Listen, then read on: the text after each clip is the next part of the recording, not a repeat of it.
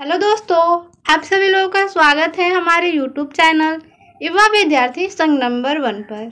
आज हम लोग कक्षा 8 का विज्ञान भारती यूपी बोर्ड का पाठ 4 पढ़ेंगे। इस पाठ का नाम है खनिज एवं धातु।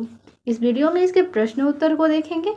चलिए प्रश्न देखते हैं। पहला प्रश्न है, निम्नलिखित प्रश्नों में सही विकल्प छांटकर अपनी अभ्यास पुस्तिका में लिखिए। यहाँ पे प्रश्नों के विकल्प दिए गए हैं, तो जो भी विकल्प सही है उसको छांटकर अपनी अभ्यास पुस्तिका में लिखना है। इसमें क नंबर प्रश्न है, निम्नलिखित वस्तुओं में कौन सी वस्तु संक्षारित हो सकती है? अ है लकड़ी की मेज, ब है स्टील की कुर्सी, स है खुले स्थानों पर रखी लोहे की छड़ और द है तेल लेपित लोहे की छड़। हमारा सही विकल्प हो जाएगा खुले स्थानों पर रखी लोहे की छड़। खुले स्थानों पर रखी लोहे की छड़ संक्षारित हो सकती है। आगे है इसमें ख नंबर प्रश्न, बॉक्साइट किसका अयस्क है? अ है सोडियम, ब लोहा, स एल्यूमिनियम और द है कॉपर। सही विकल्प हो जाएगा विकल्प स एल्यूमिनियम। आगे यहाँ पे 2 नंबर प्रश्न है, रिक्त स्थानों की पूर्ति कीजिए। यहाँ पे क नंबर प्रश्न है, सोडियम धातु को खाली स्थान में रखते हैं। किस में रखते हैं? तो रिक्त स्थान में मिट्टी के तेल भर देंगे। यहाँ पे ख नंबर प्रश्न है, जंग लगने के लिए किसकी आवश्यक है? यहाँ पे भरना है, यानी खाली स्थान यहाँ पे दिया है आवश्यक है, तो ऑक्सीजन तथा नमी की। जंग लगने के लिए ऑक्सीजन तथा नमी की आवश्यकता है। यहाँ पे ग नंबर प्रश्न है, धातु से तार बनाने का गुण खाली स्थान कहलाता है। क्या कहलाता है? तो रिक्त स्थान में तन्यता भर देंगे। घ नंबर प्रश्न है, जिन खनिजों से धातु का निष्कर्षण किया जाता है उन्हें खाली स्थान कहते हैं।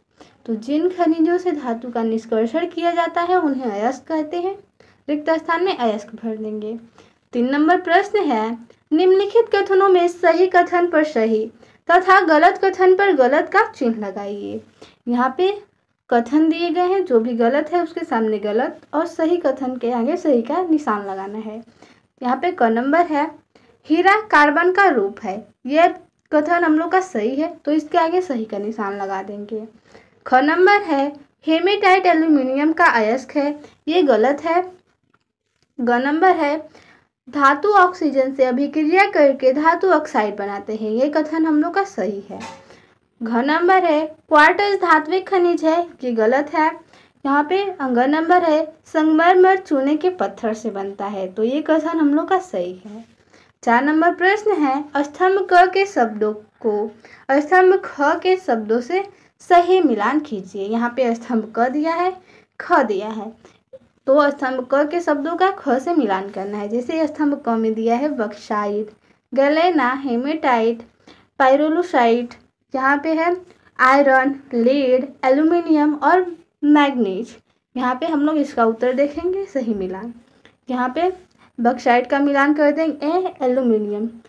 बक्साइट क्या होता है? एल्यूमिनियम का अयस्क होता है, तो बक्साइट का एल्यूमिनियम, गैलेना का लेड सीसा बोलते हैं जिसे, हेमेटाइट का आयरन लोहा में कर देंगे और पाइरोलुसाइट का हो जाएगा मैग्नीज। आगे 5 नंबर प्रश्न देखेंगे। निम्नलिखित प्रश्नों का संक्षिप्त में उत्तर लिखना है, यानी संक्षिप्त उत्तर दीजिए। यहाँ पे क नंबर है, खनिज तथा अयस्क में क्या अंतर है? इसका उत्तर हो जाएगा, खनिज वह पदार्थ है जिसे जमीन के अंदर खुदाई करके प्राप्त किया जाता है, परंतु जिन खनिजों से धातु का निष्कर्षण अधिक मात्रा में सरलता से कम लागत में हो जाता है उन्हें अयस्क कहते हैं। आगे यहाँ पे प्रश्न देखेंगे। ख नंबर, अधिकांश खनिज किस रूप में पाए जाते हैं? इसका उत्तर हो जाएगा, अधिकांश खनिज प्रकृति रूप से ठोस अवस्था में पाए जाते हैं। ये धातु तथा अधातु दोनों प्रकार के हो सकते हैं। तो अधिकांश खनिज किस रूप में पाए जाते हैं? ठोस अवस्था में पाए जाते हैं, और ये धातु और धातु दोनों प्रकार के हो सकते हैं।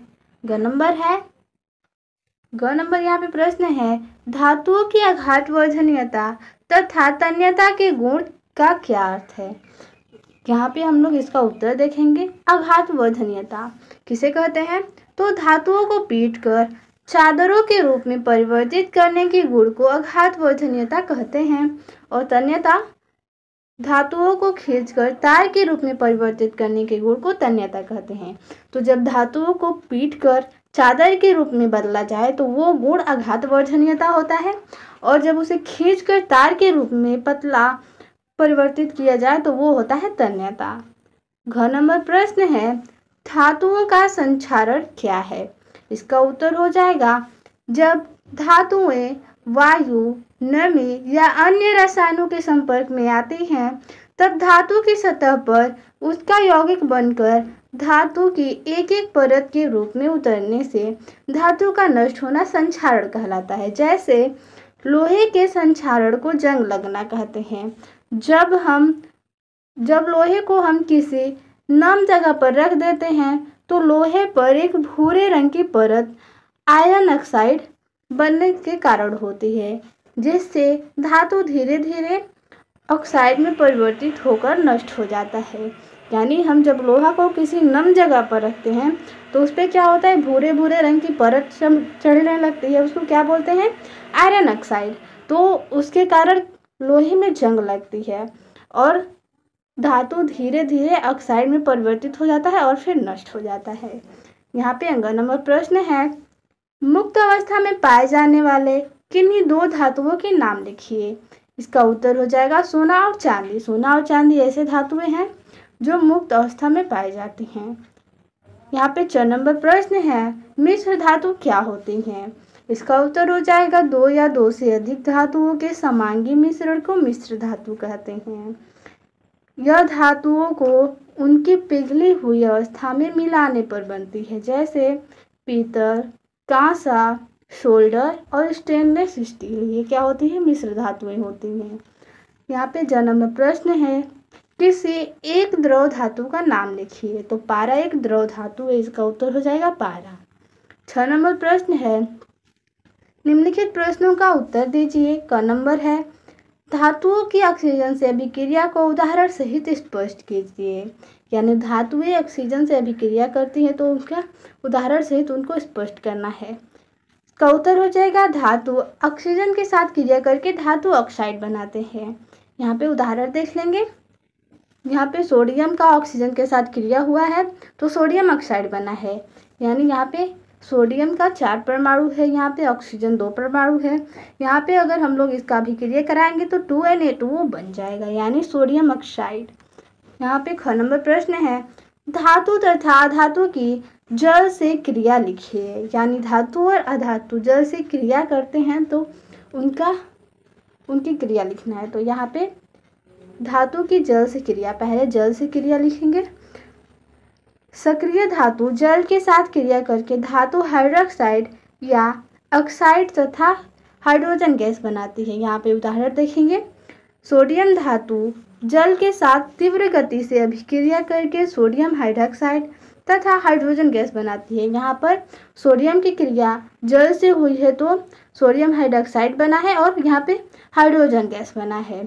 जैसे यहाँ पर सोडियम का 2 परमाणु लिया गया है, यहाँ पे 2H2O यानी जल का भी 2 परमाणु लिया गया है तो क्या बना है, 2NaOH, जिसे सोडियम हाइड्रोक्साइड बोलते हैं और फिर हाइड्रोजन गैस बना है।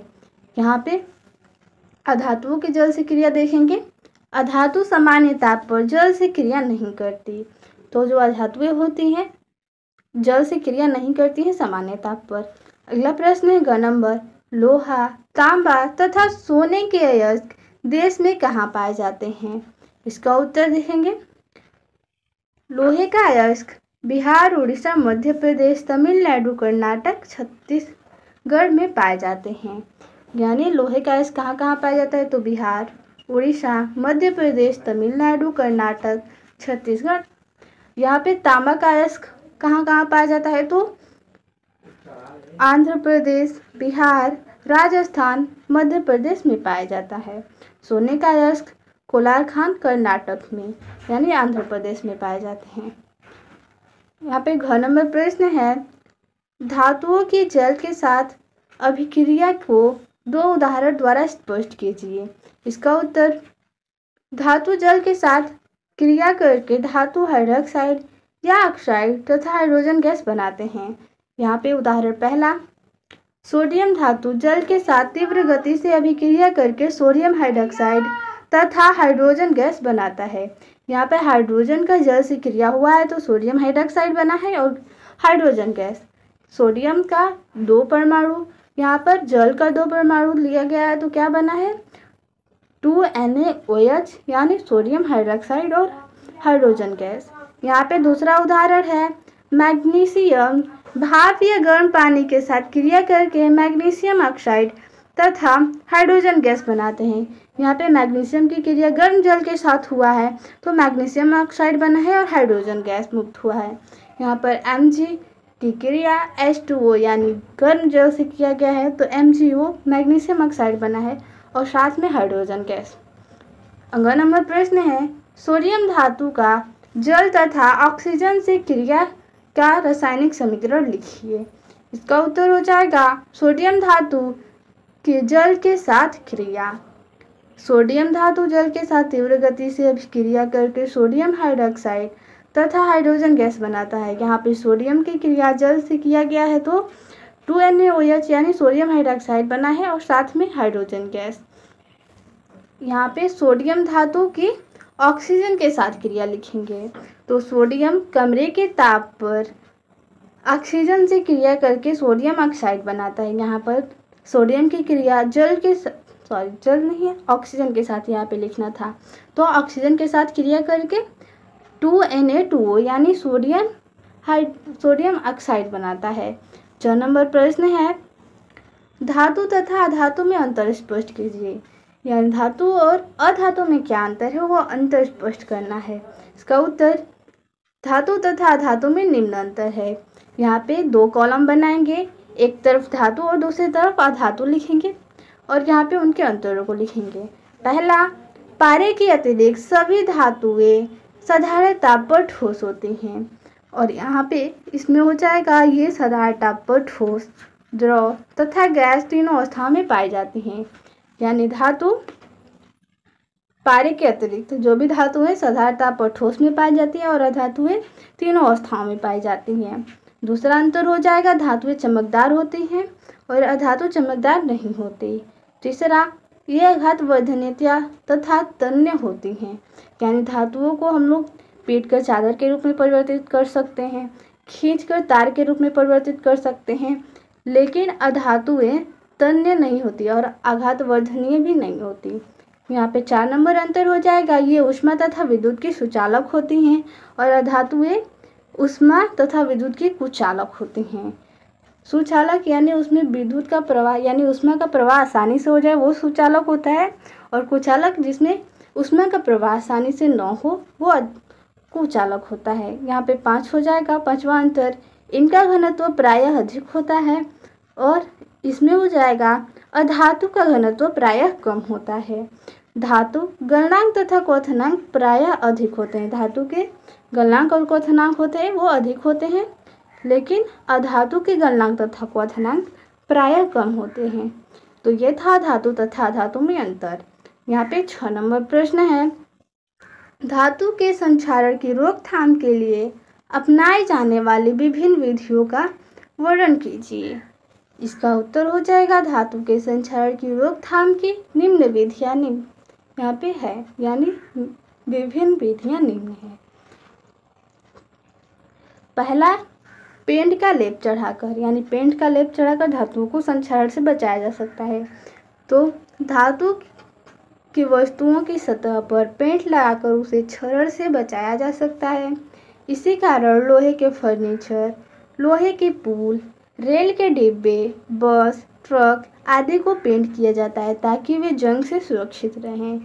यहाँ पे दूसरा हो जाएगा ग्रीस या तेल लगाकर। ग्रीस या तेल लगाकर धातुओं को संक्षारण से बचा सकते हैं। तेल या ग्रीस की परत भी धातु का वायु और नमी से संपर्क समाप्त कर उसके संक्षारण को रोकती है। आपने देखा होगा कि नए औजारों जैसे कैंची, चाकू पर ग्रीस या तेल लगाकर रखा जाता है ताकि उन पर जंग न लगे। तीसरा हो जाएगा गैल्वेनीकरण, यानी धातु चढ़ाना।